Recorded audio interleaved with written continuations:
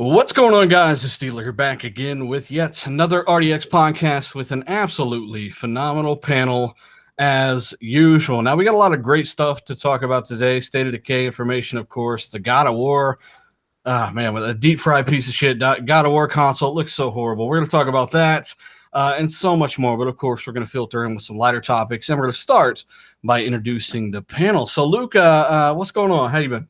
Hey man, I'm doing really good. I think we're gonna have a fun show today. Got my girl Mel here, got my boy Noof here. Oh man, I can't wait to talk about that piece of shit console, man. Yeah, it's you think we're gonna have a great time? Is that what you're thinking? Mm-hmm. I do too. Mel, yeah. Speaking of Mel, thank you for coming on. Thank you for the invite. Hello, everybody. I'm really excited to be here. Mm-hmm. Super shy. Can't wait to talk about that lovely console.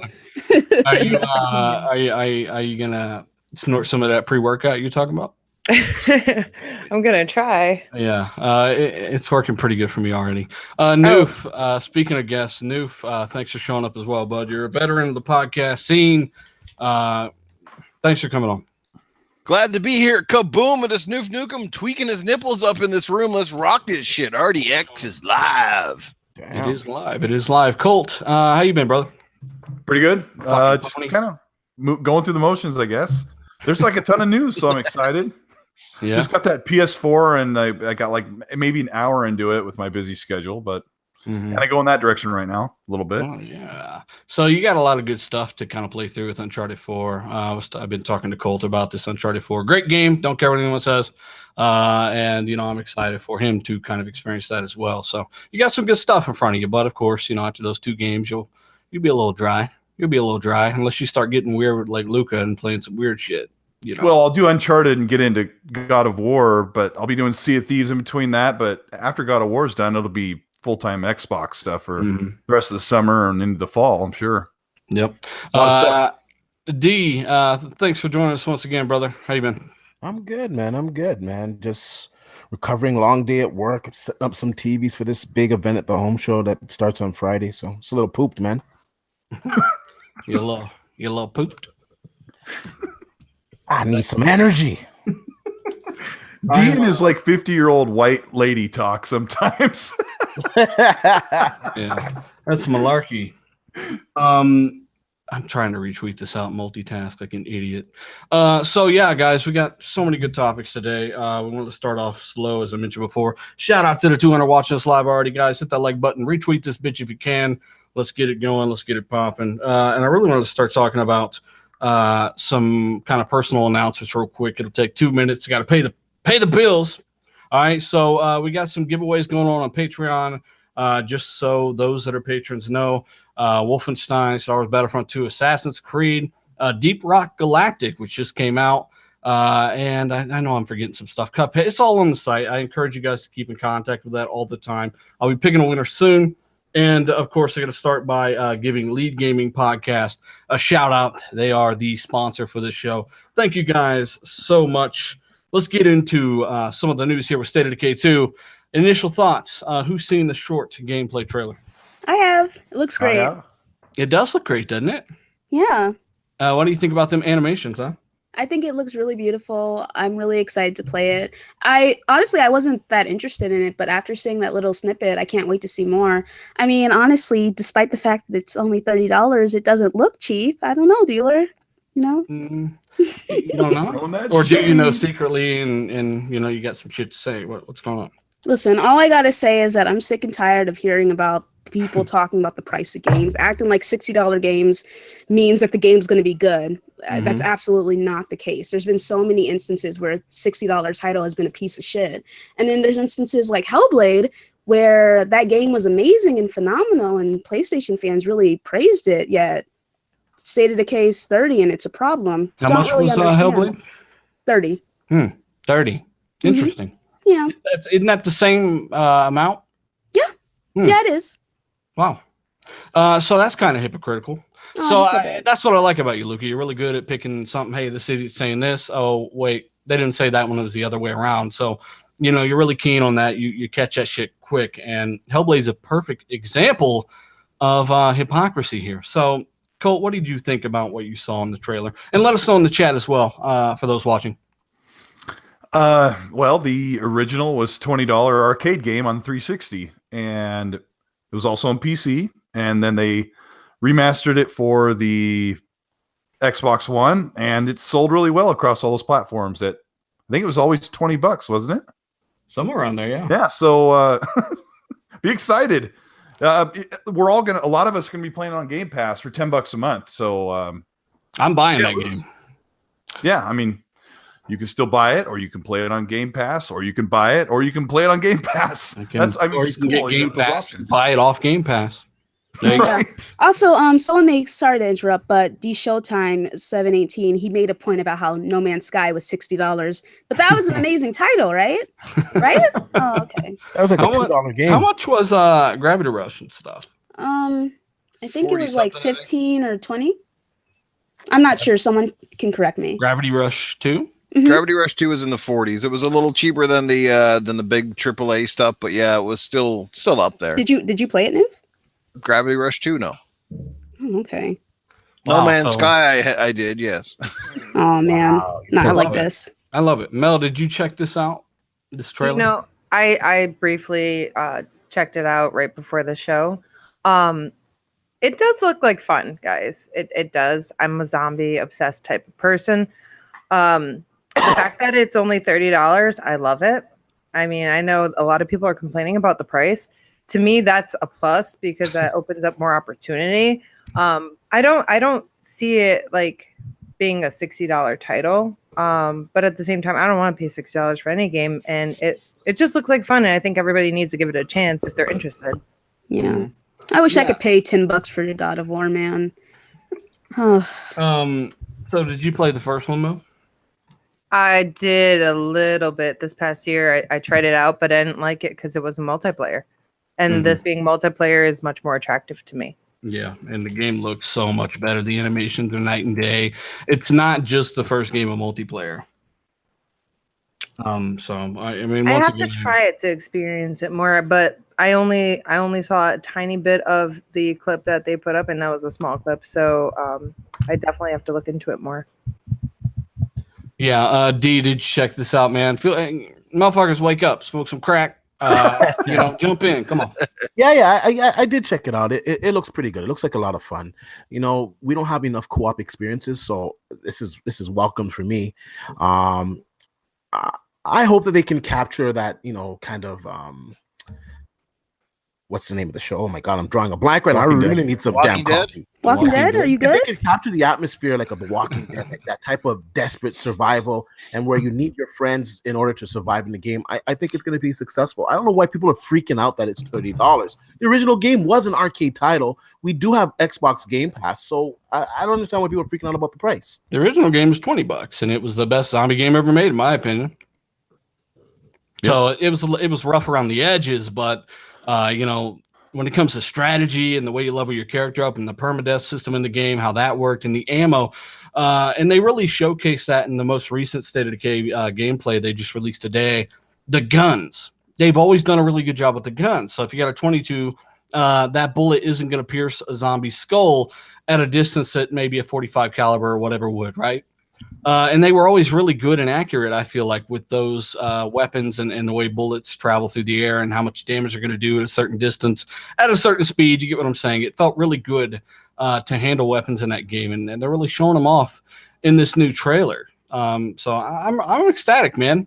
We didn't really tell anybody what we're talking about, which is great. Anybody listening who wants to start your own podcast, just start the topic all by not telling people what the hell you're even talking about. State of Decay 2 got a release date today. What is it? May 22nd, right, Cole? Yep, May 22nd. And there is a $30 version of the game.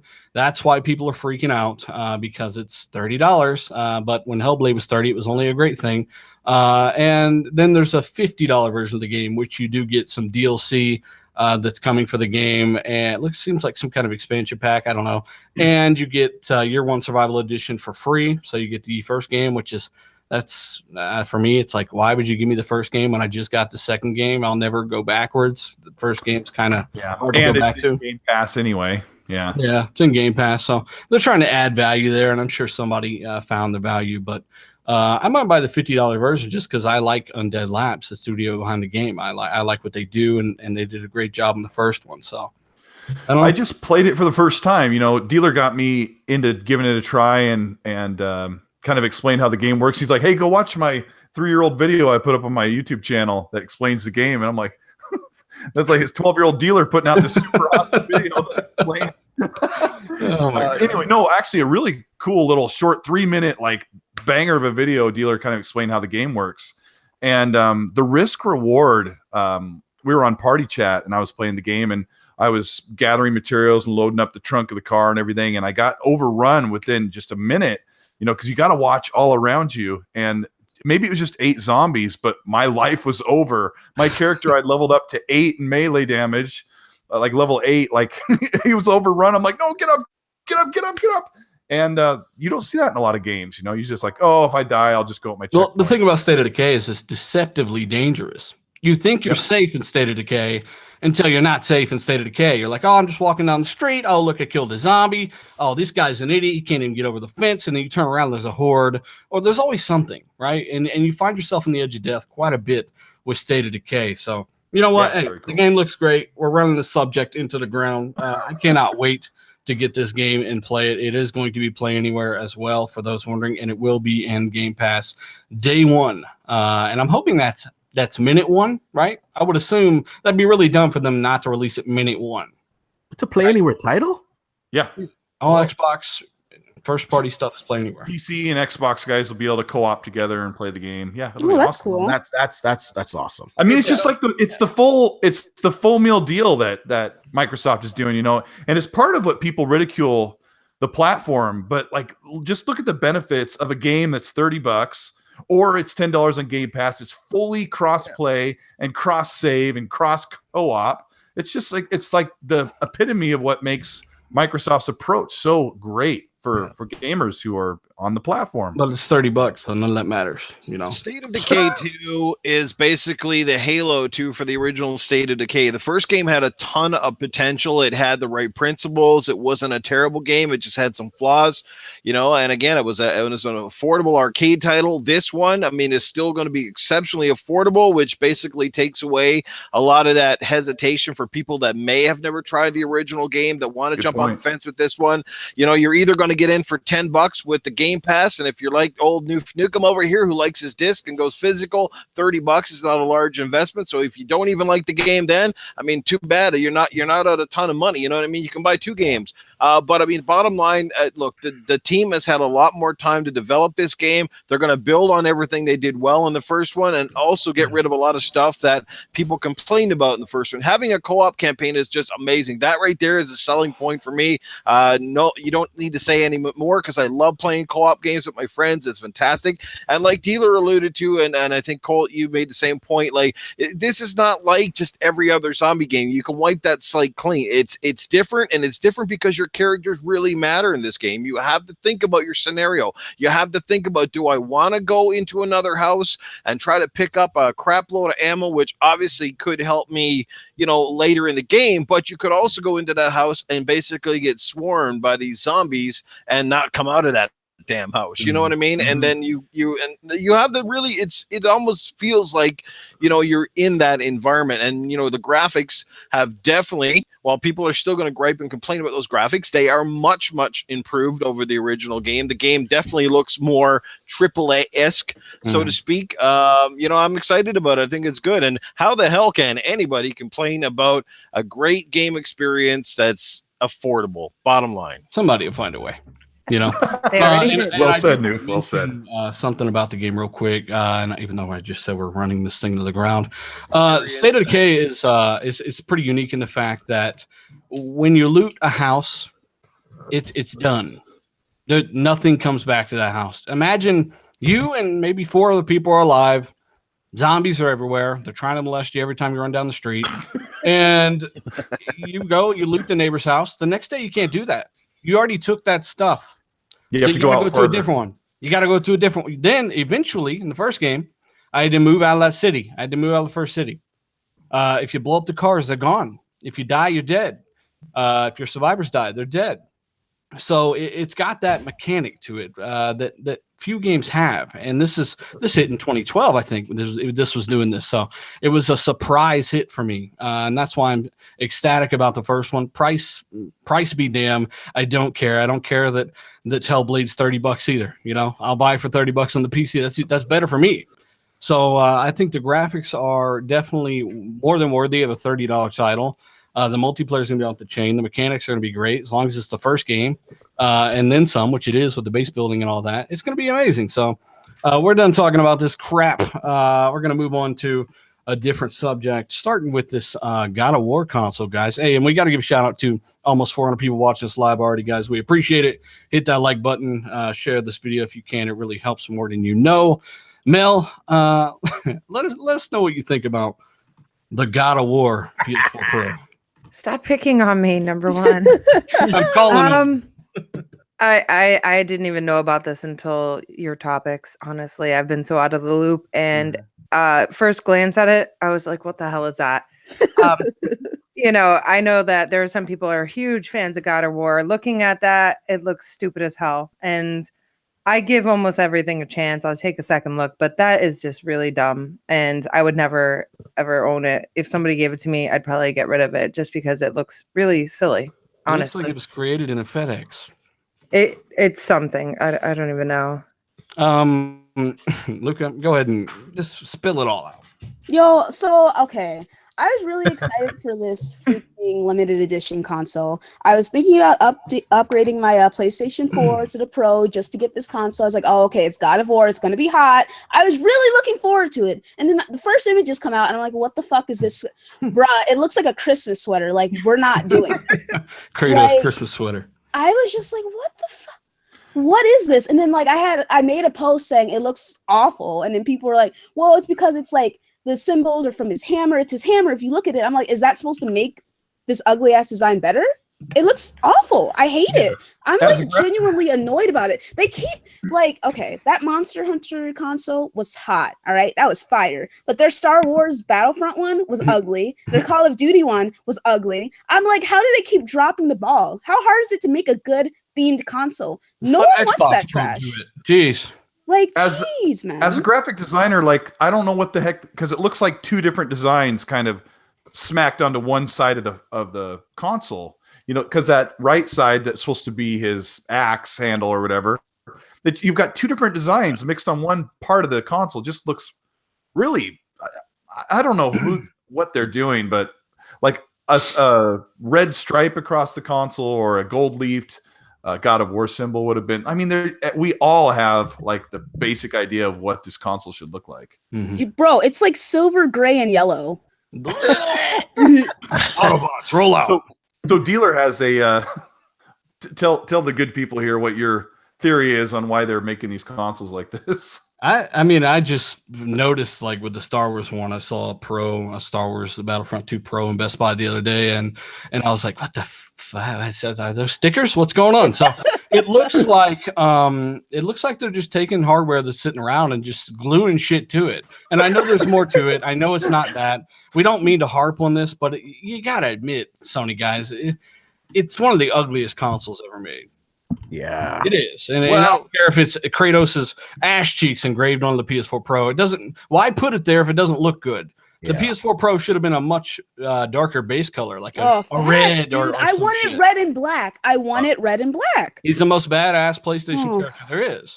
Well, I got to buck the trend on the panel. I actually kind of like it, but I'll tell you my problem with it, okay? I like the color scheme. I like where they're going with it. But at first glance, when I first saw it, it kind of looks like your grandma's pattern from her doilies strapped across the side.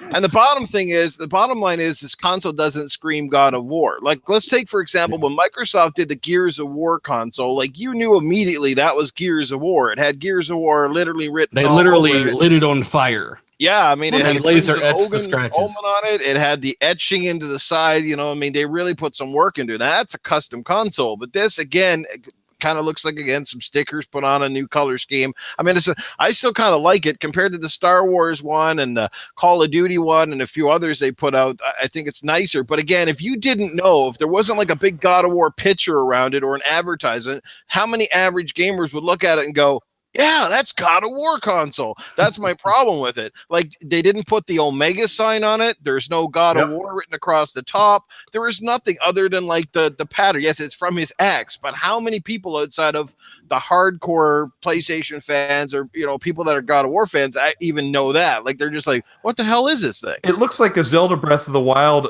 mixed with Destiny 2 theme when I'm looking at it right now. Yeah, it does. Honestly, it's confusing. Like, honestly, you shouldn't need like a magnifying glass to just tell that, oh, okay, this is what they're doing. It because if you said at first glance, you're like, oh, but most people walking in the store, they're gonna do a first glance and then keep it moving. Like they're gonna be like, oh, this is ugly. Let's Tryhard fan in the chat says it would have been way cooler if it were black with the Kratos tattoo on it. I agree. Yeah. Or maybe an actual axe lodged into it. That'd be great. Maybe it's got sound effects of the kid. Oh man, hey, turn me on. Come on, Dad. I don't like the color scheme. I don't like the patterns. I don't know what they're doing with these themed consoles, and I'm not liking it. I feel like they dropped the ball. I get what they're going for with it being his axe, but I'm like, nah, it's not working for me. There's cooler things than that. I know they're embracing the whole Norse mythology, right? He's already killed all the other gods, right? So they're moving on to some new ones, and I get that, whatever. But at the same time, change the damn color. So, you know, it is what it is. It's one of the uglier consoles I've ever seen. For $400, that's really ugly. I think behind the scenes, Colt said it the best, man. It looks like a tramp stamp. It really does, man. It does. It looks like a tramp stamp. Well, I mean, you're talking about a God of War console for like 50 years. It's hideous. We can move on. You know, let us know what you think in the chat, or if you're watching this after it's rendered, leave a comment. Let us know what you think of that new God of War console. It's a PS4 Pro, comes with a copy of the game, and it was designed by your grandma. So we can move on to Manhunt 3. Apparently, some part of this was leaked for Xbox One. I wasn't able to find too much for this, but anybody here remember playing Manhunt? You know, the game where you just murdered everybody for no reason? That game, I remember that game was intense. That game was all over the news when it came out, strangling people like to death. How many people did you strangle to death, dude? Well, a lot, man. It was a pretty hardcore game at the time when it came out. So I'd like to see like a refresh with new graphics on it. I don't know how it would do in today's environment. People are so sensitive, so I don't even know. Back then it was kicking up noise, much less now. Yeah, back then it was, you know, and of course social media wasn't around then. That's why everyone thinks that problems are so much worse than they are, right? Because back in the day, you never heard about this stuff because there was no social media. But in fact, you know, crime rates are lower than they've been in 30 years, all this stuff. But people think everything's going crazy because of social media and the word of mouth and how quickly things get around, misinformation. But yeah, with Manhunt, I do remember media freaking out about that. And you know what? They tend to freak out about this stuff. I don't mind seeing them freak out a little bit more. What do you think? Yeah, that's great. I mean, if you think about it, even Kingdom Come Deliverance got backlash over dumb stuff. So like they would people. Okay. Here we go. Have fallen off the earth in the last 4 days. Okay. A bunch of the media was complaining because it didn't have any people of color in the game.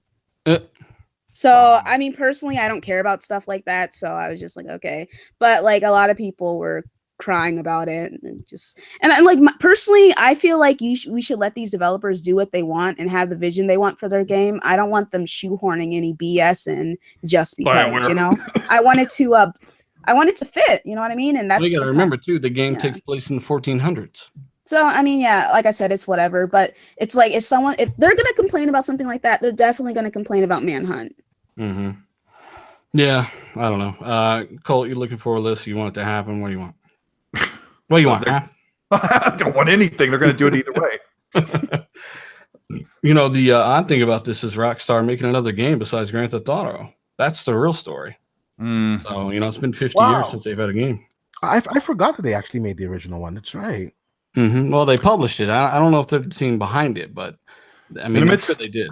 In the midst of all the big game talk, I mean, we're talking about Manhunt right now, and Red Dead Redemption 2 is around the corner in the next 6 months, and in the gaming community, nobody's really talking about that game. It's been pushed for so long, and I know everyone can't wait to play it. I'm one of them, but I just noticed that not a lot of people are talking about it. Like it's just way too far out. But there are so many good games coming right before. Well, the cool thing about Red Dead is we haven't seen much from it, and when we do see something from it, it's going to be amazing. So it's how I feel like how Tomb Raider is going to be. It comes out this year, right? Yeah. I'm sure people already heard about this, but Crystal Dynamics said, "Hey, we're going to reveal the game at a big conference this year. You'll be able to play it soon after," meaning it's coming out this fall, and they've been working on it since 2015. They didn't make the PS4 Pro version or the PS4 version. That was Nexus, right? So they've only made the Xbox One version, then they moved on, and they've been working on this. What do you think they're going to do? Are they going to release it as a multi-plat this time around? Never know. Yeah, no one's ever really said, right? No one's ever really said. What do you think, panel? You think that they're going to release it on both consoles this time and get those 5 to 6 million right off the bat? Or are they going to do a timed exclusive? Chat, let us know if you think Tomb Raider this year is going to be a console exclusive for a year like it was last time. Yeah, I think right. Yeah, I think it'll be console and PC. Typically, I'd say yes, but here's the thing that I'm a little bit worried about because, when they dropped that big bombshell news when Rise of the Tomb Raider first came out, like it was supposed, it was kind of big news, but it was big news for what, 48 hours before like the dev dude goes out and like, well, it's coming to PS4, you know what I mean? Like it was kind of like it took the wind out of its sails, you know what I mean? So I don't know, like Microsoft may still hold a bit of a grudge, might be a little bitter about that, but at the same time, Microsoft is not in the kind of position right now where they can just kind of like, hey, well, we don't really need this game. Like, I think that they should go for it once again. I mean, as much as the PlayStation crowd bitched and whined that it wasn't on the PlayStation, well, guess what? When it finally did show up on the PlayStation, they didn't run out in droves to buy it. Maybe because they were salty. I don't know. But I mean, it didn't exactly light the world on fire when it came out. So, just go for it. Put it on Xbox. Those are the guys who've been backing this company from the start. So put it there. It'll be another huge title feather in their cap for a year. And hell, don't be too sad because PlayStation's dumping their money all over the place to get exclusive this, exclusive that, Hellblade, Most likely Devil May Cry 5 or whatever. Yeah, they're doing it all over the place. I got to be honest with you. I don't think timed exclusives are worth the money, or I don't think it's worth it. No, because I can wait a year to play a game. You know what I mean? So you can just play it on your PS4. Yeah. Yep. Oh yeah, that too. So just like personally, I don't think it's worth it. I want them to get real exclusives. You know what I mean? It's got to be all or nothing. Right? Yeah. It kind of does more harm than good, doesn't it? It pushes that divide in the gaming community.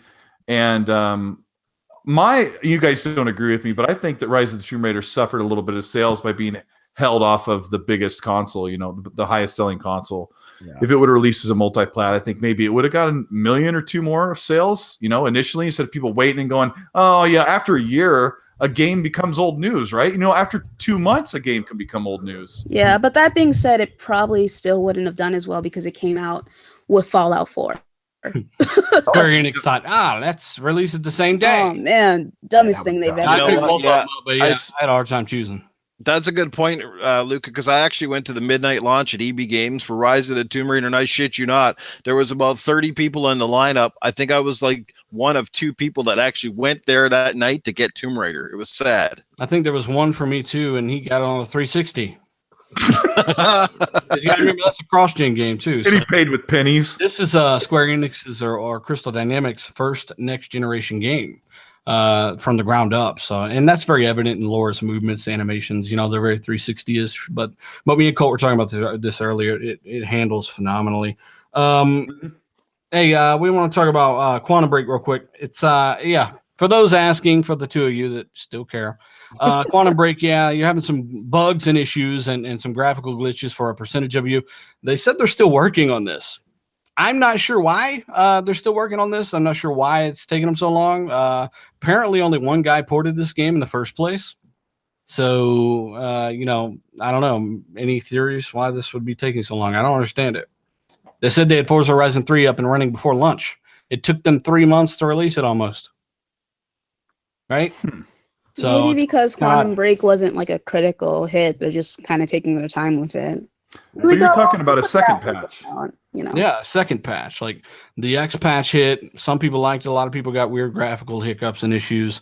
And they're apparently he came out today and said they're working on that still and hang in there. Well, That's kind of odd then. it's probably because that game has already seen the blunt of its sales, and it's basically fan service at this point. It's something that the studio has to kind of budget in for their employees to do the work basically for free. You know, imagine how many more Quantum Break games are going to sell. But I don't even know what Remedy are working on right now. You know, right? And like Ubisoft is working on patching their library of games in the past couple of years because quite a few of them have like an online serviceable, push where people can get back on and play and continue to make up that money for that work. Yeah, that's my take.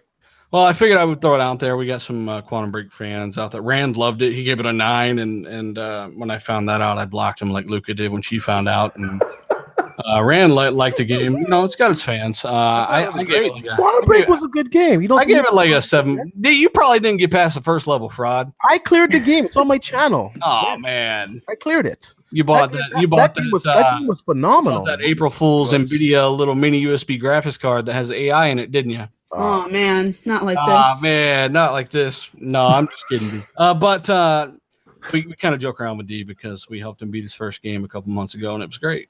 Oh my gosh!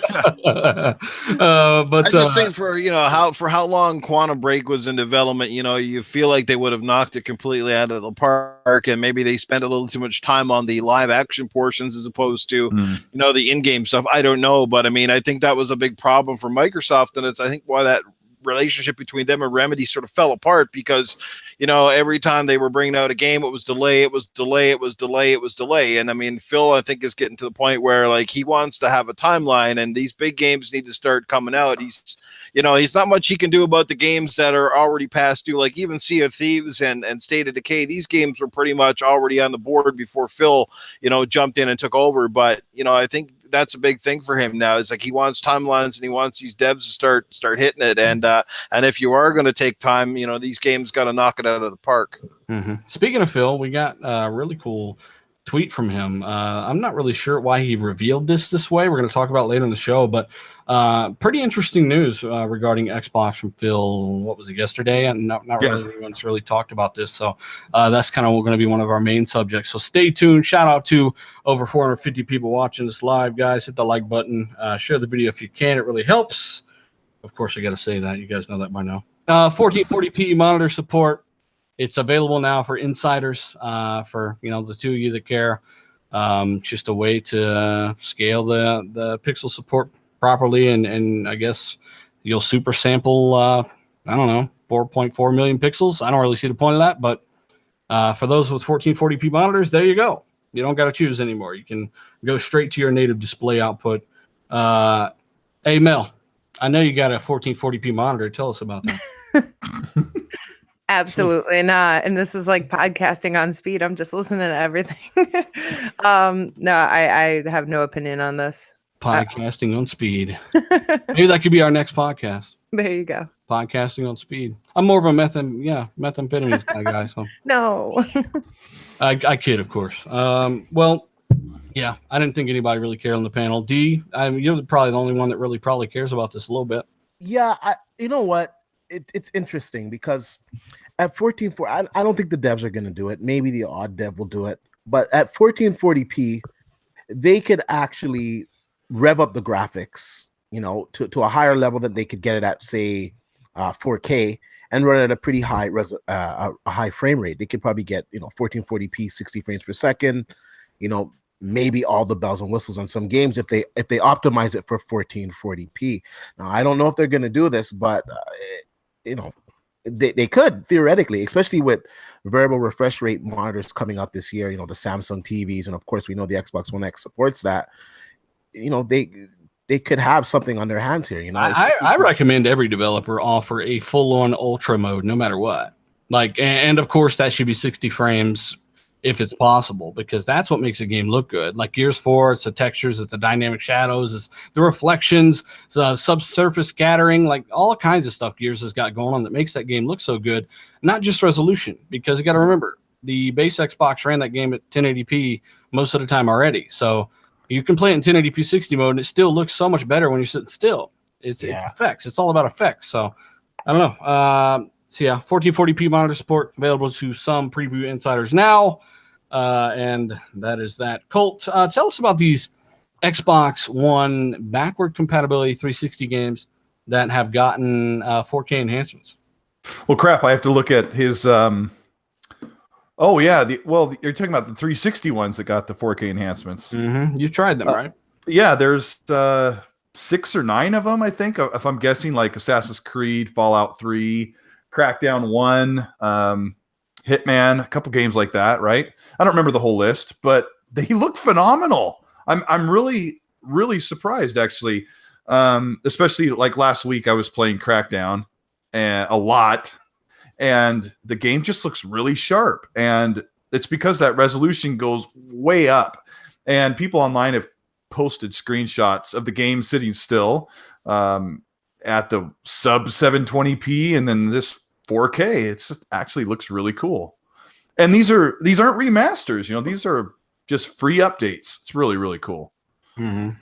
Yeah, Horizon 3 or Forza Horizon 1 rather. Yes.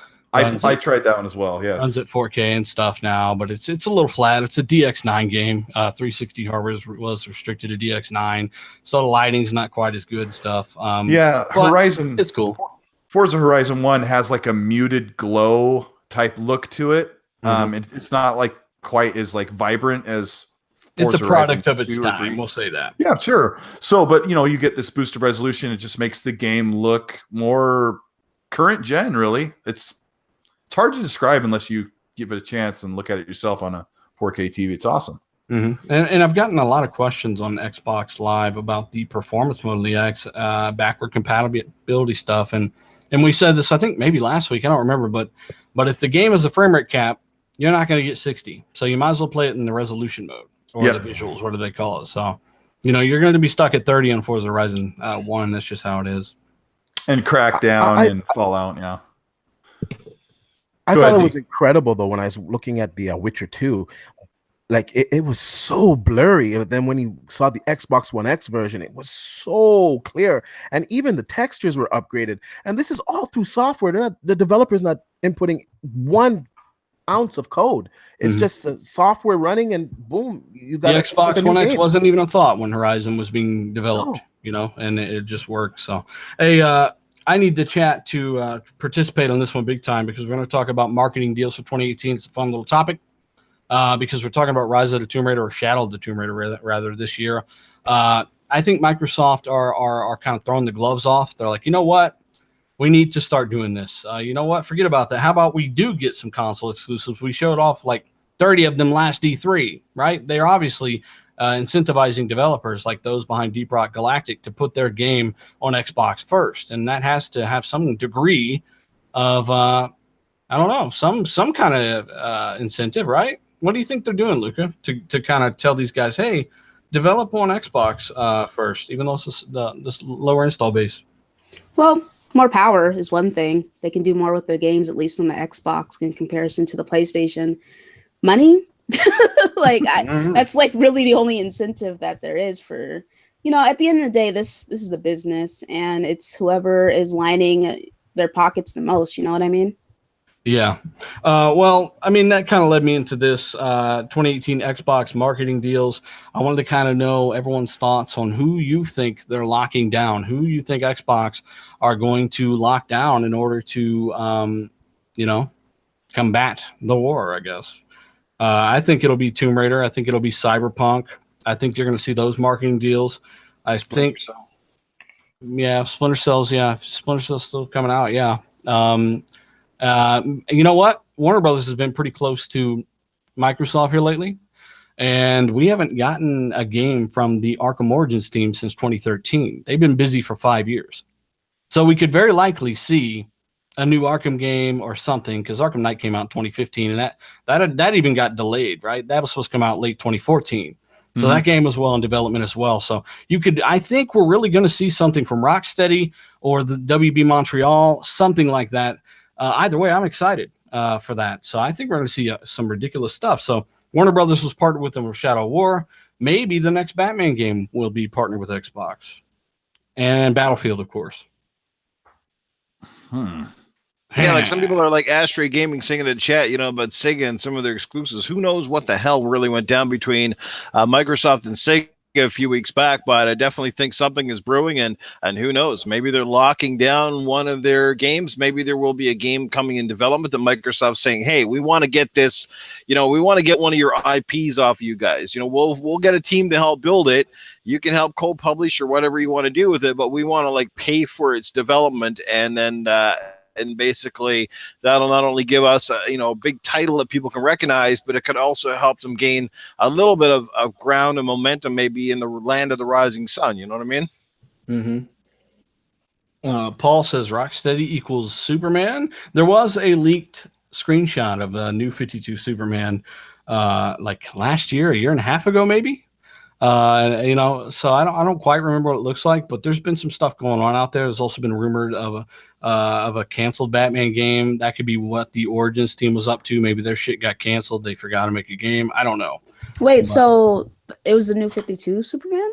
I could have swore that was his outfit. Yeah. Oh, I hope he doesn't have his personality.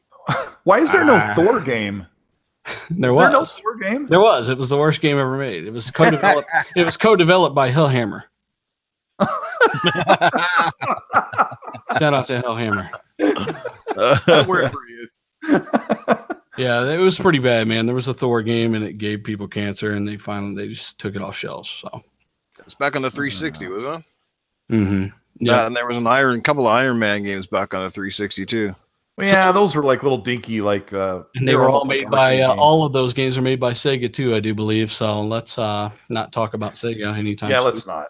Hey Mel, what have you been playing, and what do you think they might lock down? What do you think smart to lock down for Xbox this year in terms of marketing? In terms of marketing, I honestly, it's not even something I give a thought about up until this conversation right here. I'm noticing a trend. Honestly, I didn't even know we were talking about this till you just asked me. Pretty much. I mean. Think about it as an executive. You're seeing the trends. You're feeling. I want them to keep PUBG as their own. I love PUBG. I mean, obviously it's on PC. I don't want them sharing that with PlayStation. I know that sounds kind of selfish, but I think at this point, like that's what they need to do. And I'm looking at the chat and there's so many different options and I'm just like, Jesus Christ, there's, right now I would think that they need to keep PUBG and they need to focus on new titles. They just need to lock lawbreakers down. Their troubles will be solved. Yeah. Oh man. Thought that game was dead though. Lawbreakers. I'm pretty sure it is.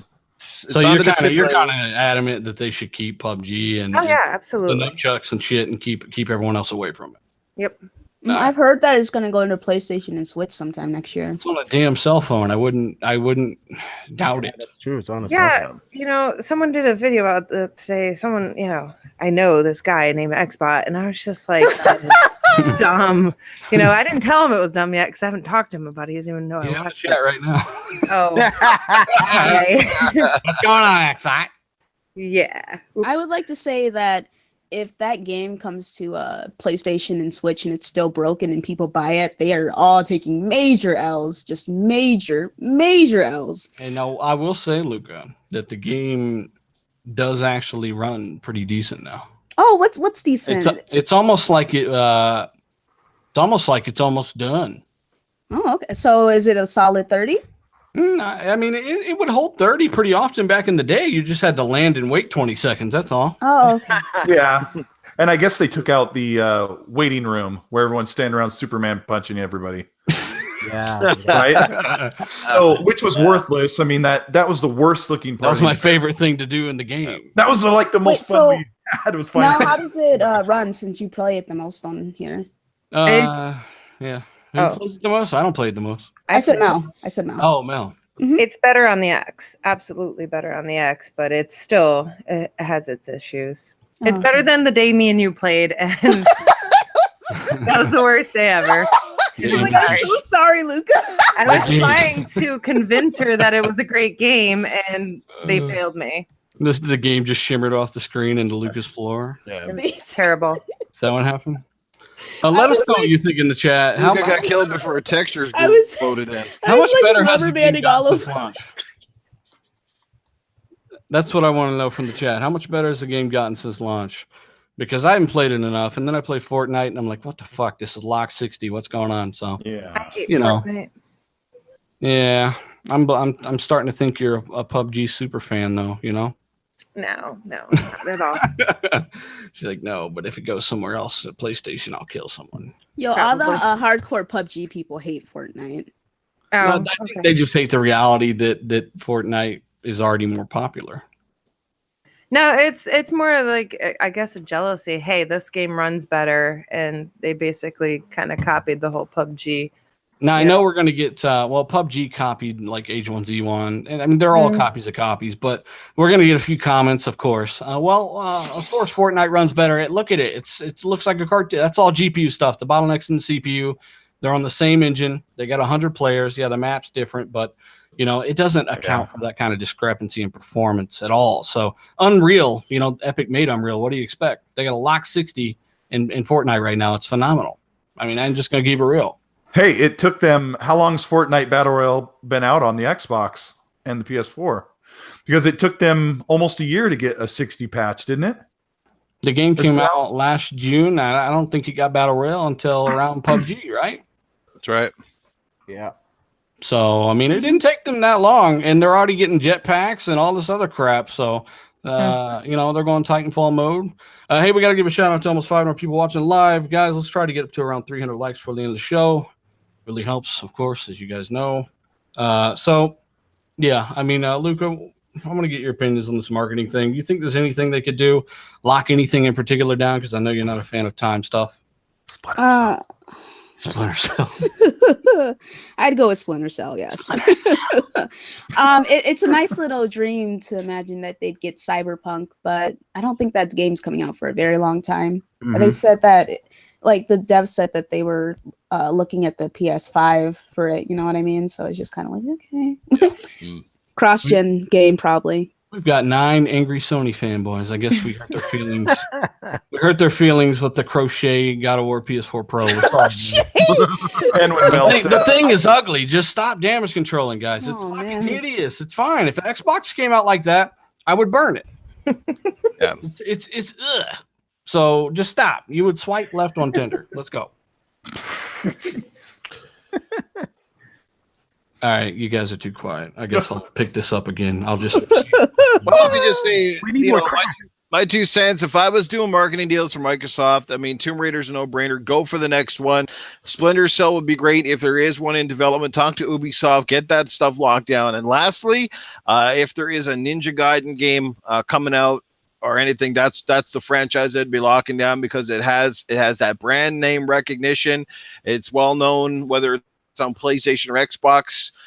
You know what I mean? And back in the day too, on the original Xbox, we did have Ninja Gaiden and Ninja Gaiden Black. We had, exclusivity on those titles at one point in time. A large part of that was because the Xbox hardware was, the only hardware that really could run that game the way it was meant to be run. So those would be the 3 I'd be going after because all 3 of those brands are well recognized the world over. They're universal brands. Those can do some major damage, even if it is for the year. Certainly, if you get those within a certain time frame of each other, it definitely would be a massive boost to the Xbox brand for sure. Mm-hmm. I think they should go after Call of Duty. I think the marketing deal ends this year with Sony, if I'm not mistaken. Is that correct? Call of Duty? Because didn't they have like a 5-year marketing deal or something? Isn't it up this year? Well, and Microsoft had Advanced Warfare Ghost, right? That wasn't 5 years ago. That was their last one, yeah. That was in So, 2000. I don't know. I'm not going to pretend to act like I know how those work or what deals they make, but Call of Duty, it's like, who gives a shit? If they're going to grab a marketing deal, if it's going to be some kind of timed thing, it's got to be something big with hype behind it. Yeah, Call of That's Duty. the only way it's going to be effective. Call of Duty this year, if I'm not mistaken, they're going back to like the modern kind of warfare. So I don't know, man. Call of Duty, as much as we rag on it, it still sells. And having the most powerful console and, you know, being able to showcase a game like that on your console, I don't know, might be benefit to the platform. I don't know. Just throwing it out there. Could be, yeah. So, Luca, you don't think there's anything they could really do in terms of a temporary deal or some kind of DLC? You remember on 360, like they had all the Grand Theft Auto 4 DLC, like, you know, like they used to do it big back then. That deal cost them $50 million. Well, I gotta be okay. I'm gonna be honest with you, right? After it turned out that they had Call of Duty, Battlefront. What else did they have from last year? They had like the big four, right? The big four. Destiny, Red Dead. After it turned out that PlayStation took like all of that, I was just kind of like, what?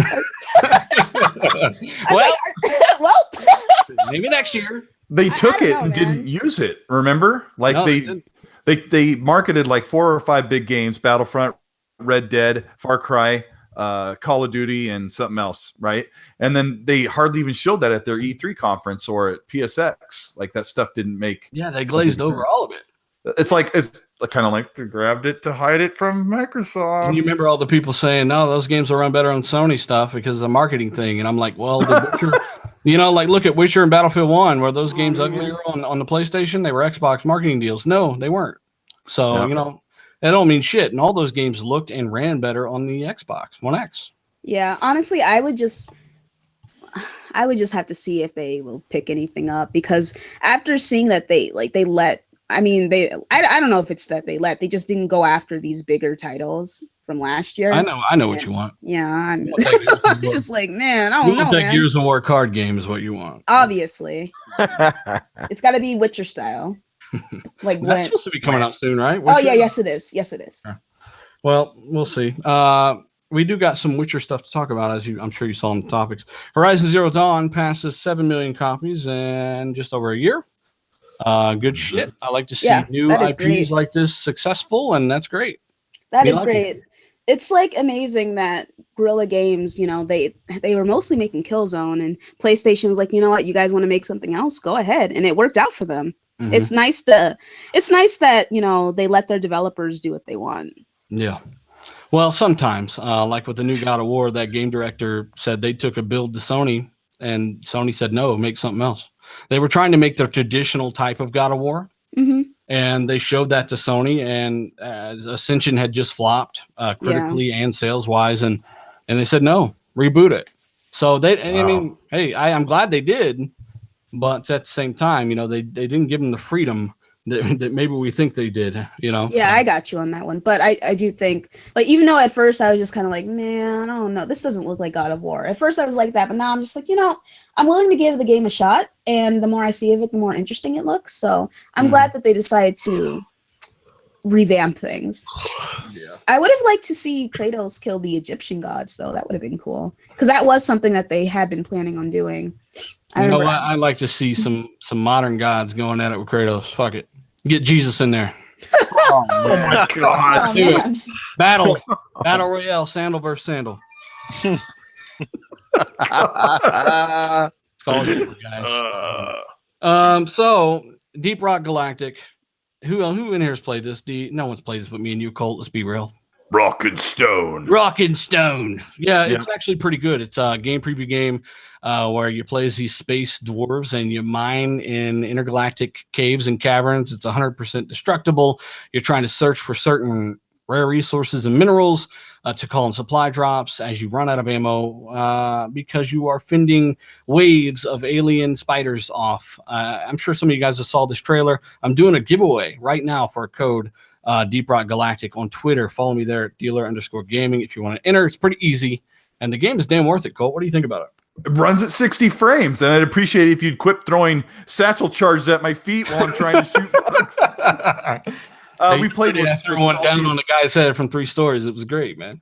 We've been playing with Saltiest Gaming. We played with we've been playing with a bunch of different people. So yeah, it's fully destructible. You can use your pickaxe and kind of carve through a wall and make your way and look for resources and break stuff out. It's kind of got that really satisfying feeling when you're breaking stuff up. But last night, Dealer and I were playing, and he called in an ammo drop because we're running low on resources. and it goes boom, and it drops down, and we refill our ammo. We're doing our thing. We're walking around. All of a sudden, Because when you call it an ammo drop, right, we have to give them this context. It's a big round supply drum. You get your ammo from it, but it's got a drill on it, and it drills down to where you are. And you can look up where the drill came from. You can look up through the map, and you can actually dig your way up all the way up to the top of the map where you see that tunnel at. The maps are procedurally generated, and they're all polygon shapes that you can bust apart, and they stay busted apart. Like, I don't know how the game could be like 2 gigs and do this, but Dealer and I were doing our thing, walking around, getting our last bit of resources, and we both fell down this hole at the same time, and we didn't know what was going. We're like, what's going on? Falling for like a minute, and then Dealer dies. I'm standing next to him. I'm like, what happened? He goes, I don't know. We just fell. And he looks over and he's like, oh my gosh, we fell through our ammo drop that drilled through the map. We laughed our heads off. The game's cool, man. I'm looking at $25. it on Dealer's Twitter right now, and it looks like so much fun. Yeah, it's a great time. It's 4-player co-op. Good luck to whoever wins that. It's good. It's $25. It's a preview game, but it is the most polished preview game I've ever played. Yeah. It's almost like a finished game. I entered. So once in a while they'll be wink, wink. So when you're in the caves and stuff, you find gold and stuff, and of course you harvest that. You got a mule that comes around. It's like a robot. You dump all your resources in, and that's how you're going to actually upgrade your character and stuff. So we figured we'd bring that up just to let you guys know. I'd like to inform you about some different things that's going on. I was talking about Deep Rock last year when it was revealed. And it turned out to be exactly what I hoped it was. It's actually a lot of fun. So check it out. Deep Rock Galactic, $25 if you're interested. It's on the store now. Or get it for free in a giveaway on my Twitter. So, Luca, what do you think about this? What do you think about this Grim Dawn Diablo-style Xbox One console exclusive? So is it going to be on PC too? Or is it already is. Okay. Yeah, it looks cool. Sounds good. Sounds great. Honestly, you don't give a shit, do you? I really don't. No, I knew it. No, I don't. I've never played Diablo before, so it's a lot like Path of Exiles as well, and there's I've never Victor played Varan. It's a lot like Victor Varan and Diablo. Like, we've had a few of these games. Well, sorry guys, we tried. We can't pretend like this is big news. I love Luca's honesty. We can't pretend like this is big news or video worthy. It's not, and we're just telling you because that's what we do. So that's what Dealer sits there with his legs crossed, and he takes his card and he just goes, and we're moving on to the next subject. Dealer's looking at the top. He's like, man, we got to talk about this. Well, actually, we got to talk about PS Plus no longer offering PS3 and Vita games starting next year. I'm not surprised by this. We're on the cusp of PlayStation 5 and Xbox 2 in 2019. You're going to start hearing rumblings. Believe it or not, the X just came out, but it is an iterative upgrade. There are new Ryzen-powered APUs out there now. They are working with them as we speak. They've already said they're making another Xbox right now. So it's closer than you think. I know you're kind of like, what? The X just came out. Well, this isn't a next-gen console, despite what some idiots would say. So I don't know. What do you think about this, D? No more PS3 games through PS Plus. No more Vita games through PS Plus. Kind of predictable. Yeah, you know what? The PS3, it's run its life, its cycle, and same with the Vita. Who plays the Vita? I think they're gonna have to put something in replacement of it, though. At least offer some more games or something. Well, I think that's why they're upgrading or up the quality instead. Up the quality of the games that they offer from PlayStation 4. Bloodborne is a fantastic game, great offering, and Ratchet and Clank I heard that was really good too. So Ratchet and Clank is amazing, especially in HDR. That's one of the better HDR games I've ever played, actually. So the 6 games given out at PS Plus for March are all playable on the PS4. So I think that's kind of the direction they're going to head. Maybe they'll still offer 4, maybe they'll still offer 6, but they'll offer 4. Maybe they'll offer 2 arcade games and then. Well, offer 10. Like, I don't offer more because I want Xbox to respond, right? So this is where competition. We wouldn't even have games that go if not for PS Plus. Yep. So that's where competition kind of pushes people forward. So the better Sony do, the better Microsoft will do. They've been the more pro-consumer console over the last several years, and we'll see what they do to kind of react and respond. But as Newfwell knows, Game Pass has kind of fucked over the games with gold, right? Ever since we got Game Pass out there, Instead of like Metal Gear Solid 5 coming to Games of Gold like it did with PS Plus, it went to Game Pass instead. And, you know, you seeing a trend there, Noof? I know you are. Well, totally. I mean, and it just makes sense. That would be like if you're a car dealership, for example, why would you give someone much better deals? Like you want to sell new cars, essentially. You know what I mean? You want to sell your top products. So why would you be like constantly putting your best stuff out in the used lot or something like, you know what I mean? Like, so it's kind of that way, right? It's just, that's the big titles, the AAA stuff, the titles that have reputation, that have hype. It only makes sense for Microsoft. They want to put them somewhere at the end of the day. It's a return on their investment. They can make money, and they need titles to make Game Pass attractive to the average consumer. They got to have titles that people really want, people really dig. So when you see stuff like Sea of Thieves going in on day one, or Halo, or Gears and Forzas and all of these games, and you can play them on Game Pass, I mean, it's a no-brainer. And I mean, you know, and the bottom line is, I mean, it's different for PlayStation fans versus Xbox fans, and the fact that if you look at PlayStation, right, like their whole mantra behind PlayStation Plus was to entice all of those users who were getting free services for years to upgrade to a paid service. And the only way that they could really do it was say, hey, we got to give them something to make them switch, right? Because it's very tough when you start with a free-to-play model and then all of a sudden say, well, we're going to charge you now to play online when you've had it for 5-6 years playing for free. So that was their mantra. You know, Microsoft didn't have to give anybody games with Games with Gold. Like, they didn't have to. They were already getting millions of subscribers without any of the extras. So it's just a bonus, you know. And I always say, even now, even though, yes, the quality has sort of dropped a little bit from Games with Gold, it's not like they're giving us bad games. Huh? Yeah, it has dropped a little. I mean, like, you know, we're not getting the Rises and Sleeping Dogs and all those games are not coming there anymore. But, you know, there's still good games to somebody. There's still lots of people out there, especially the casual market, who don't buy like fucking 100 games a year like us assholes. You know, that that don't have the finances and the money. Then the Games with Gold is just a super bonus for them. You know what I mean? So I'll put it to you this way, Nick. I think there's 3 Van Helsing games, and I think I've gotten all of them with Games of Gold. There you go. That's true. Yeah. It's a problem. Man. Do you think that they're going to do away with Games with Gold eventually? Is this like No. Start the running Game out of Pass? titles to put on there. Yeah, because I mean everything's going to Game Pass. It seems all the decent games. So that's one of my fears that I have. I guess is, you know, even though before we didn't have Games with Gold, so they added that in as a bonus, and now it's kind of running its course, I feel. Mm-hmm. They might save the heavy ammo for to bolster their already phenomenal Game Pass.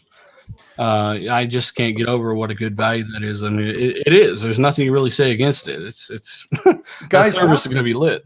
Half of that Games Pass library were former Games with Gold games. Mm-hmm. So I'm not in total agreement that Games with Gold has gone downhill. You know, I mean, Super Hot's a pretty cool game. People really liked it, but I don't know. If you look at it, I just think about every other month, one of those 4 games is pretty good. I really think I get about 15 to 20 games a year that I like, that I'll play a little bit. I don't know. We'll see. Yeah. Well, I think we've had months, spurts like this where you've had 2 or 3 bad months in a row. Yep. And you never know. This could just be something like that where, you know, we've gotten some really good stuff with Gold, though, like Assassin's Creed Black Flag. We've gotten some really, really good stuff in the past. So hopefully we see that. Microsoft's also very aware not to offer anything really cool when they have an exclusive release, like, you know, like when Sea of Thieves will come out, you know, that's this month, so they don't have anything great. But I bet April might be a little bit better because they just need to be very aware that we are fucking noticing. You know, Yes. That's all I'm saying. So it's people are talking about it. We'll see what happens. I think it's too soon to say one way or the other. Let me know what you think down in the chat. Shout out to almost 500 people watching us live.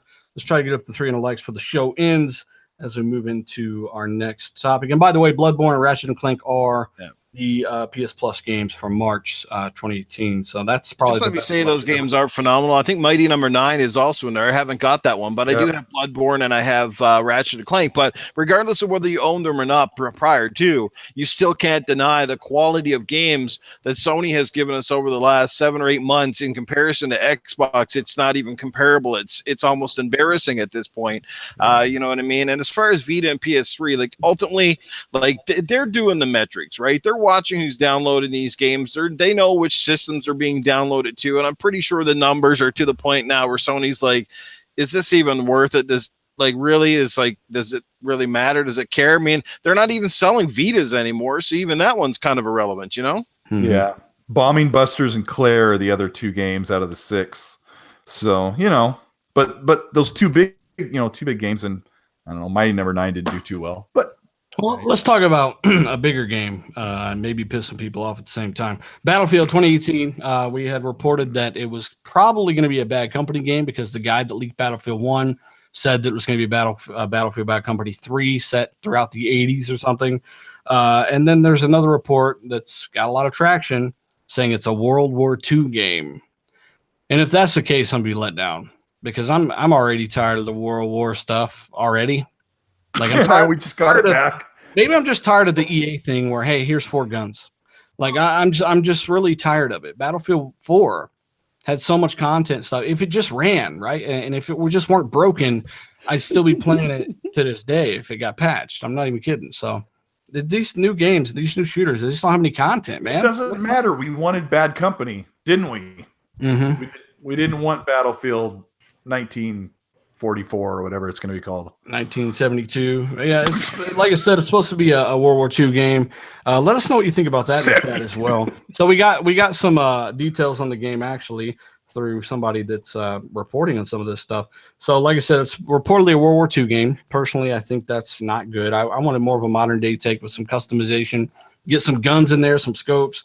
Sources say that it has a co-op mode as well, where it will task squads with conquest-style objectives. It's also going to have some kind of flexible prone system, reminiscent of Rainbow Six Siege. I haven't played that game, so maybe one of you guys can tell us what that means, but apparently you can kind of move around on your back and stuff like that. It's going to have a Battlefield 1 style template campaign. So it's if you remember, Battlefield 1 had a bunch of smaller stories. They took an hour or 2 to beat, and they told a different narrative from a different perspective on a different continent with a different character. And I guess that's what they're going for again here. So I don't know. Co-op's a good thing, though. That's good. I'm glad they're bringing that back. But other than that, man, World War II, I'm done with it. D, are you done with it? Yeah, you know what? It was nice to take a break from the modern stuff.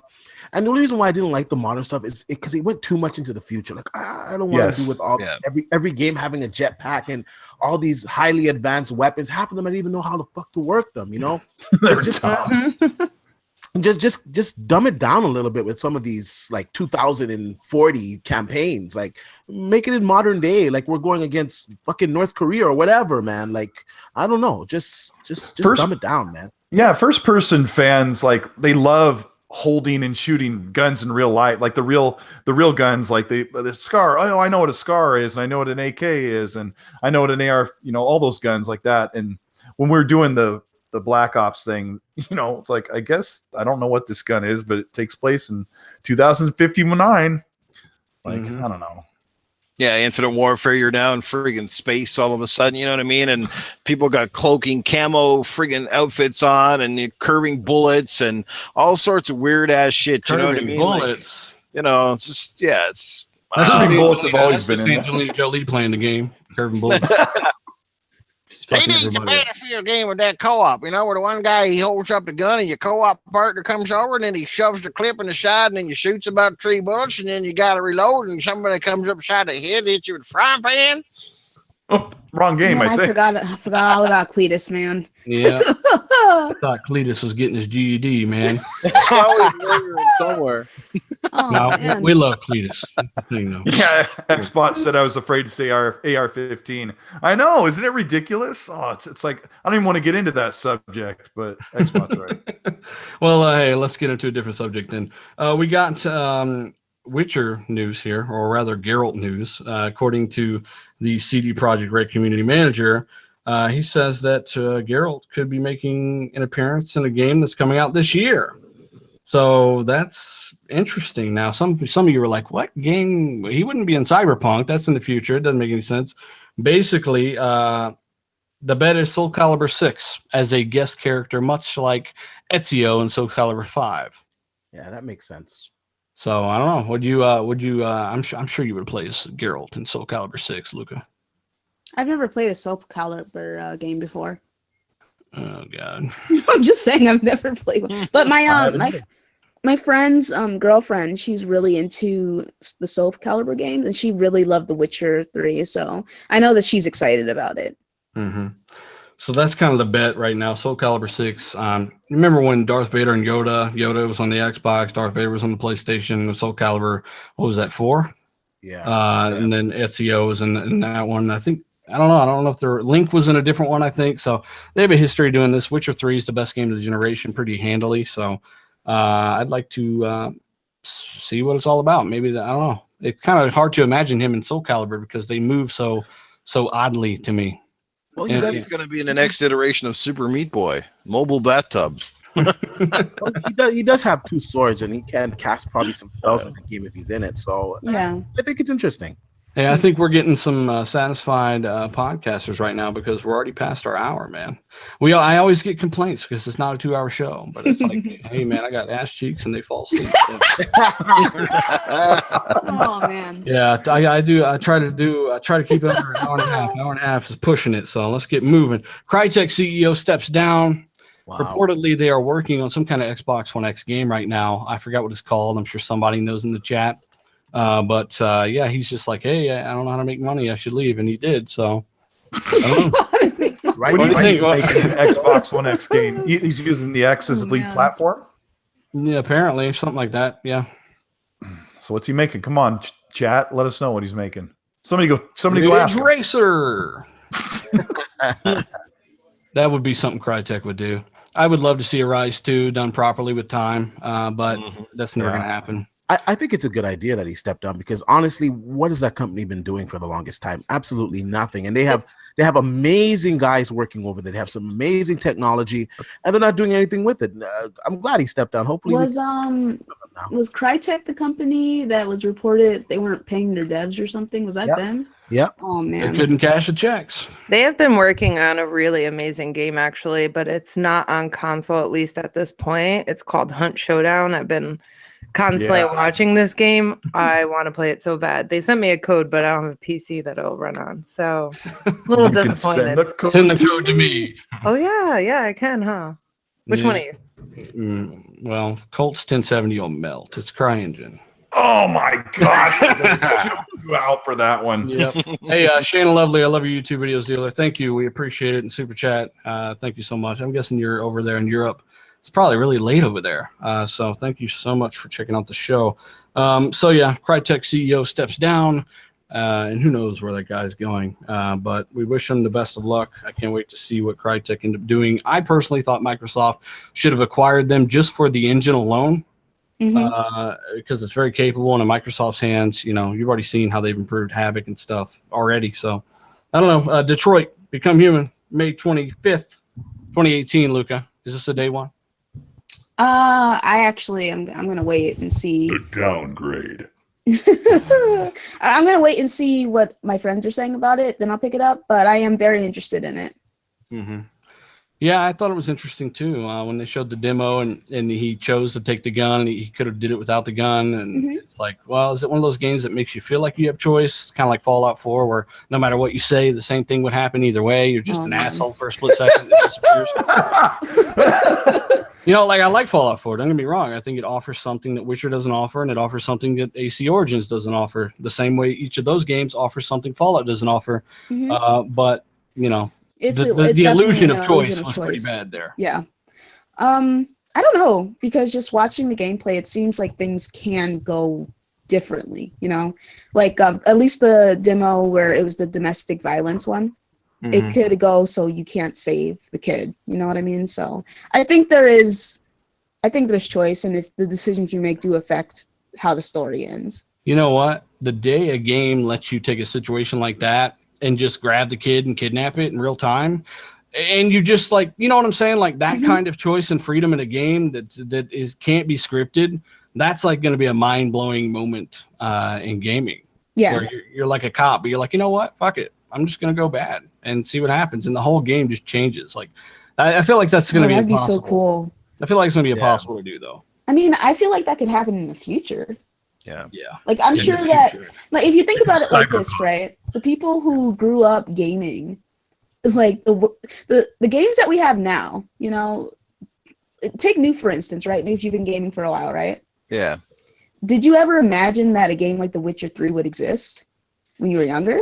No, I mean, of course not. Your wildest dreams, even going back as far as the Dreamcast, you know, you wouldn't have envisioned the kind of games that we are playing now, where you're, you know, the worlds are so well realized. The graphics are at a level now where, like I said, they're borderline photorealistic. Then the type of content and topics that you're starting to see in games now are starting to rival, and in some cases supersede some of the best movies out there in the industry. You know what I mean? Yes, absolutely. So, you know, I wouldn't count it out completely. Who knows what the future may bring. Xbox says Detroit is a storyboard simulator. Well, I don't know. I don't see people complaining about the Telltale games. Yeah, This looks way I like better than Life is those. Strange, so Yeah, I mean, I think it's got a place, and especially if it's truly as dynamic as they're showing, which you never know, but we'll see. yeah, I like you know what? I like story-based games. If it has a good story, I'm down. You know, but that's just me. So Let me just say this much. The gaming industry right now isn't held back so much by technology or the developer anymore. The gaming industry is technically being held back by the way that the general public perceives the gaming industry, you know? And of course, with all of these shootings happening, and now, of course, the video game industry sort of being on the hook for the violence, like, this is the thing. When these devs are making these games, you know, there's areas and stories they want to explore, but they're afraid to go there because, you know, as long as the general populace looks at gaming as a toy, as a medium for kids, they're really afraid to push the envelope because of the kind of backlash that we get. I mean, frig, even nudity scenes, which, you know, are still pretty tame in comparison to a lot of movies, like, you show a boob in a video game and everybody's freaking out. You know what I mean? It's like the game industry is being held back by the general populace, the politicians, and the asshats. well, Yeah, we'll leave that. We'll leave that to a different discussion and a different day. But I understand where you're coming from. Don Julio Mustache says, "Shout out to the most dangerous man." Oh man, That's you, Colt. By the way. Thanks, buddy. I appreciate it, Don. Don Julio was like defending you earlier, by the way, Colt, because some That's dude right. was, some Iceman. some I am dude. dangerous.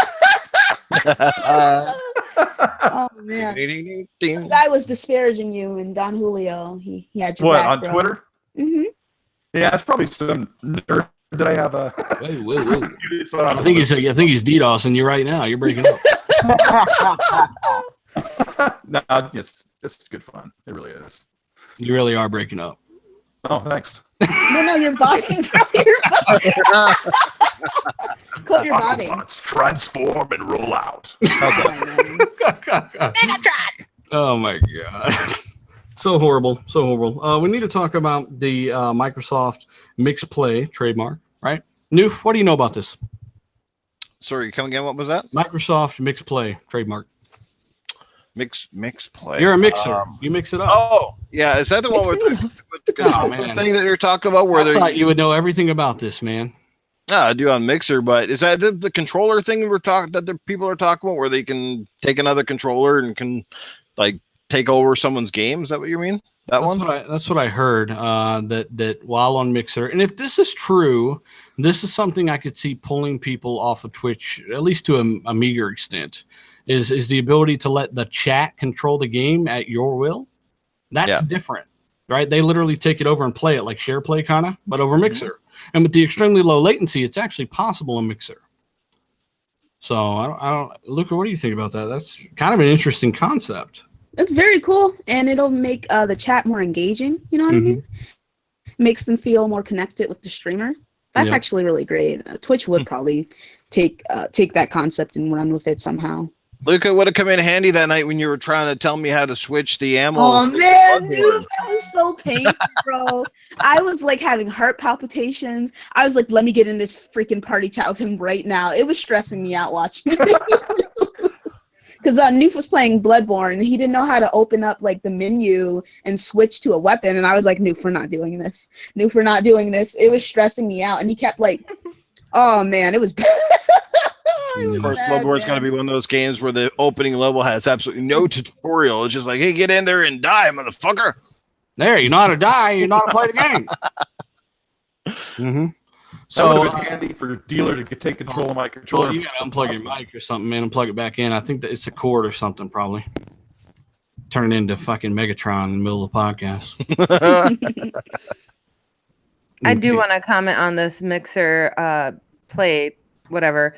I don't know if anybody else experiences the issues with mixer like I do. I feel like it's only me, but Mixer I can't is even. No, trash. it's definitely No, there. Mixer is trash. It really is, and I feel like everybody goes against me, and they're like, "Why are you saying this?" Like I'm a horrible person because I don't support Mixer. Like I do stream on Mixer. I try to stream directly from my Xbox, and it crashes a million times. We Okay? need to just find you some better friends, Mel. That's the problem. Yo, For dude, real. I tried to stream freaking Dead Space for Halloween, and I was playing the game, and Noof's like, Luca, we can hear you, but there's no visuals. The game is all black, and I was like, okay.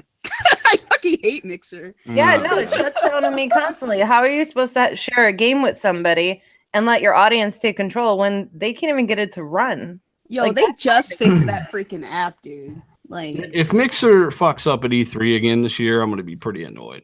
yeah. So, I mean, I think everyone, we keep shit real here, of course, right? It's in the name. We've talked about this several times. Microsoft should have just bought Twitch. They let someone else buy it. I don't know why. They could have integrated that tech, but, it's just a decision buy they 'em made. both. Make them both great. Jesus. Jesus, just stop trying to do things the hard way. Just, with Game With Pass. money. No, right? They kind of beat the industry to the punch there, but fuck, there's always got to be something. We want to talk about and shout out to everybody still watching. We know we're just rambling on unlike normal episodes, but if you're still here, hit that like button, guys. We appreciate it.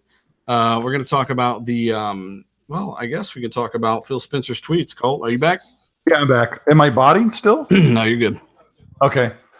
He was responding to somebody on Twitter, and he just kind of started talking to local, just regular gamers, I guess. This is something that wasn't in any news outlets or anything. It wasn't like this is something he just kind of put out there randomly, right? Yep.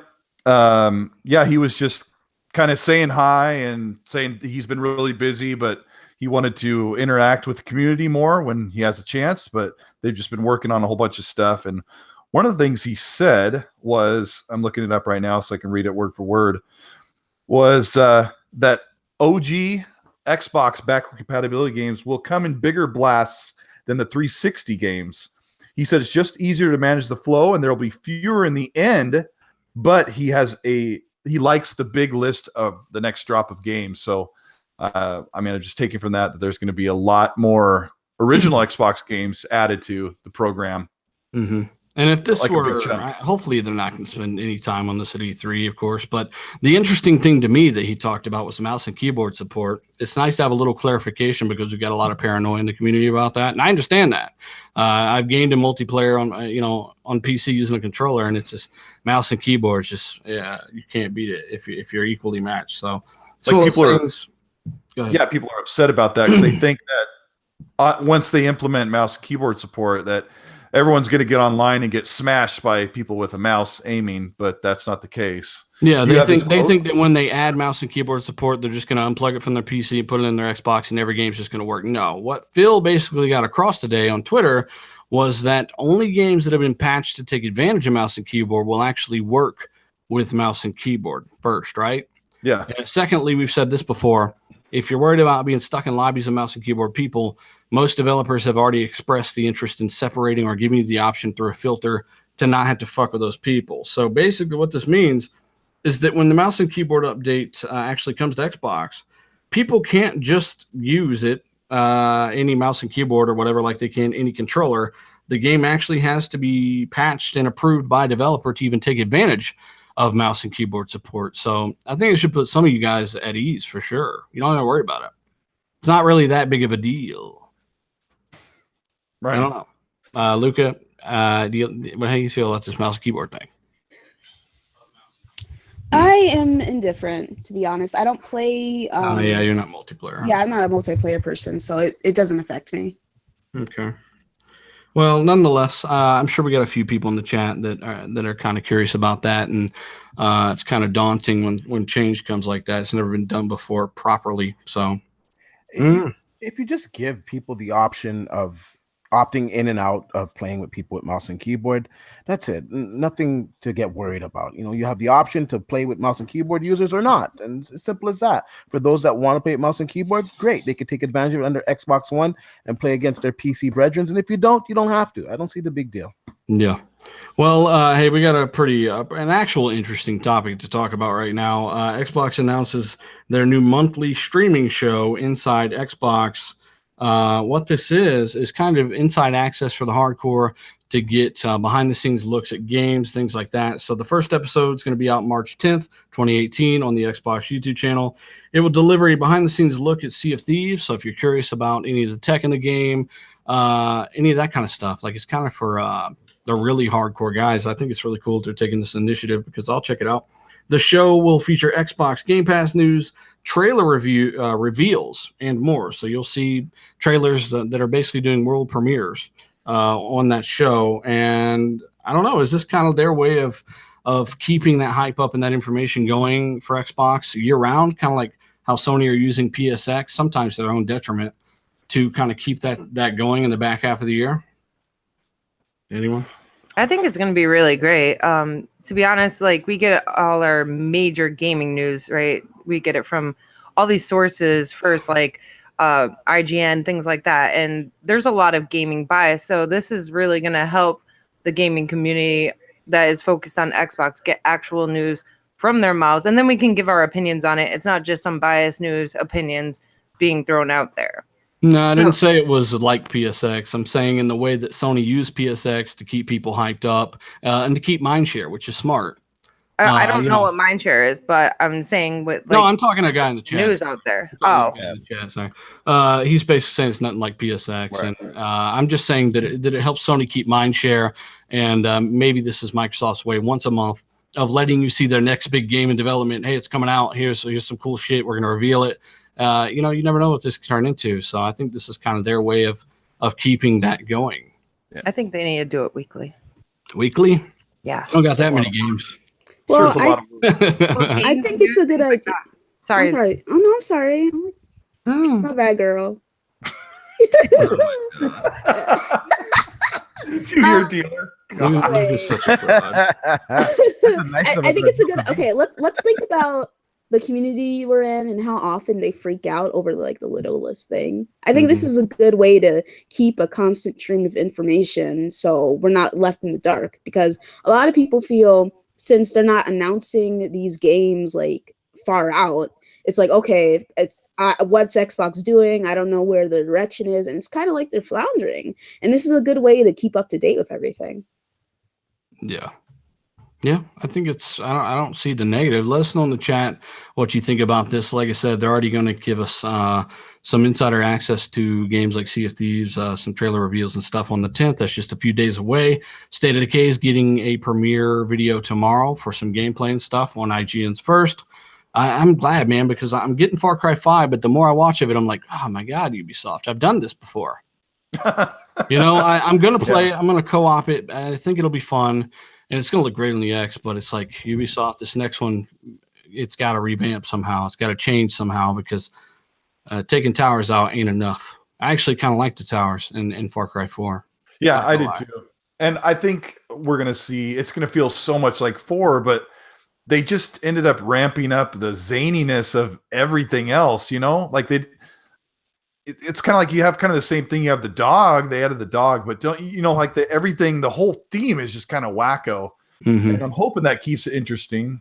Well, hopefully the villain's a big surprise. That's what could save this game. The side activities are definitely, they're exactly that. They're just activities. There's no real narrative to a lot of those missions from what I've seen. I've watched a lot of footage.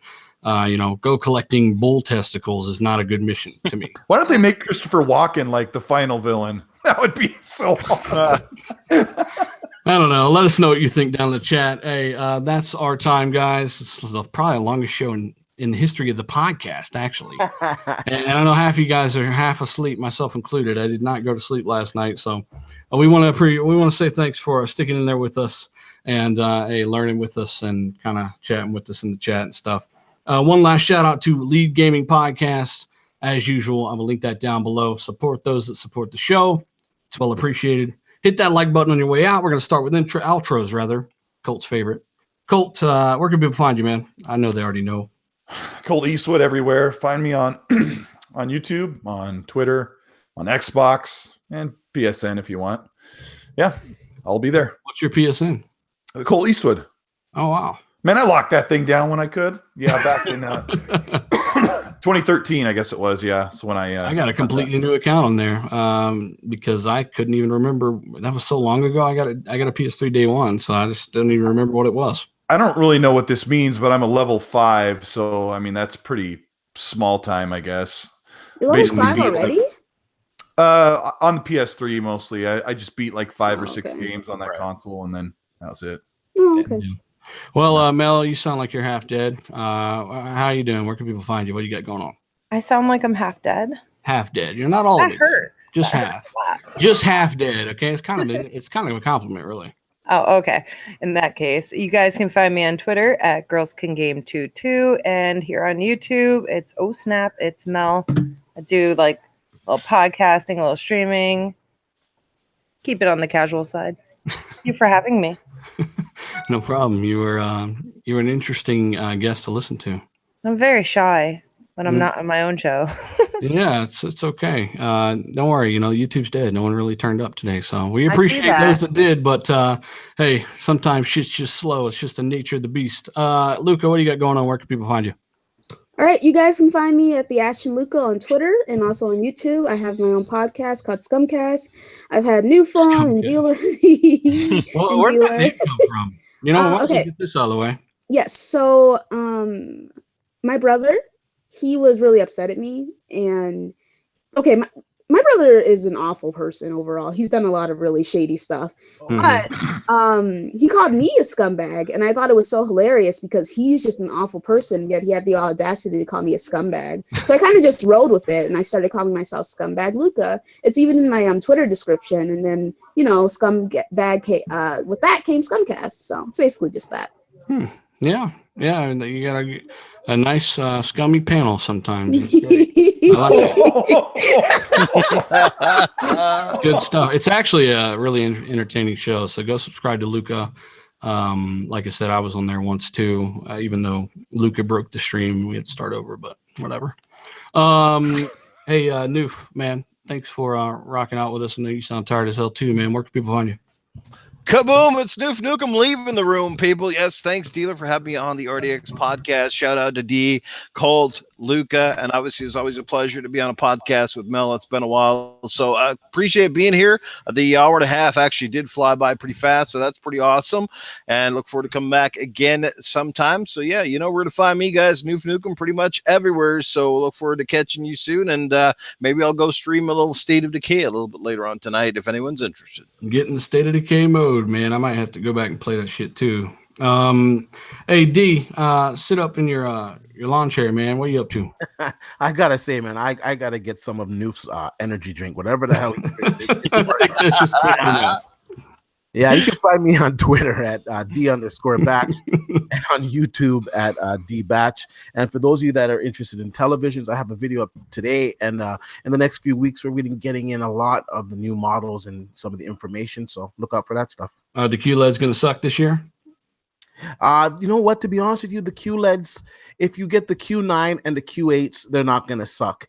We're not sure on the Q7s and the Q6. So just the very best TV that Samsung has, it's not going to suck. Yeah. I just don't understand what happened. They were on top of the world with the KS8000. They moved the quantum dot up to QLED and get rid of it on the same price models that they had it on before. It's just like, what the fuck are you doing? Yeah, they got a little complacent, and honestly, to tell you, Sony kind of gave them a surprise last year because Sony actually put full array local dimming in their lower models. Well, that's because of TCL, not fucking Samsung. Yeah, yeah, people bought the TCL, but honestly, to tell you, the Sony model, the 900E, was really cheap last year, and it was a pretty good set. And when you stacked it up to the QLEDs, it was like, for the QLED was like another $500 more than that TV. So a lot of people ended up getting the Sony or a TCL. It was about twice as bright, right? Yeah. Yep. Well, yeah. Check out Dee's channel, and of course, I encourage you guys to link your stuff in the comments as well. Because I'm not good at that, so I try to get you guys to say where you're at as often as possible. I don't know if you guys notice, so I'm an asshole. We appreciate it, bro. And of course, you guys know where you're at already. I got my PC back. It had some bad RAM in it, and then I got new RAM, and then that RAM had compatibility issues, and so they went back in there and added different RAM in there. So now this is the third set of that RAM had bad RAM in it. There's a RAM in the RAM, and it rammed the RAM out of the RAM slot, and it was Don't stupid. let RAM. Not it was a good really week for dumb. dealer, guys. Give him Seriously, a big old hug across. I just got this 8700K rig, and then I like a week later, it just starts crashing, and it's all RAM compatibility issues. But it's fixed now, so hopefully I can get back to putting out some videos. I'm sure some of you guys were wondering where the fuck the videos were. So was I. So that's why. So we do appreciate you sticking around. Nonetheless, the podcasts are a little easy to do. We can do it from any hardware, and I'm on the new rig now. So like I said, once again, guys, we appreciate the support. Hit that like button on your way out. Subscribe to these guys. Subscribe to the channel, and we're out.